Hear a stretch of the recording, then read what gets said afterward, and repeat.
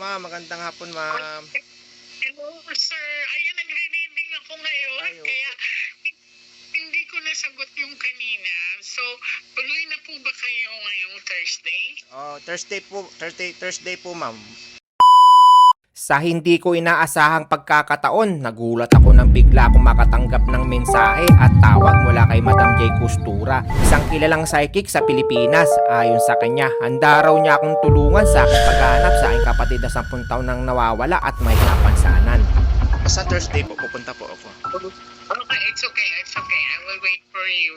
And then, sige, titignan natin kung anong ipapakita sa akin ng mga bara. Huwag ka muna Ngunit bago ko simulan ang lahat, nais ko po munang magpasalamat sa lahat ng mabubuting puso sa page ko. Mga taong walang sawang sumusuporta at sinasamahan ako sa aking paghahanap. Sa mga taong patuloy na nananalangin sa aking kaligtasan sa araw-araw kong paglalakbay. Kaya muli mga tropa, kayo ang naging lakas, pag-asa at gabay ko sa bawat takbang ng aking paghahanap. Dahil pinupuntahan ko talaga ang mga lugar na sinasabi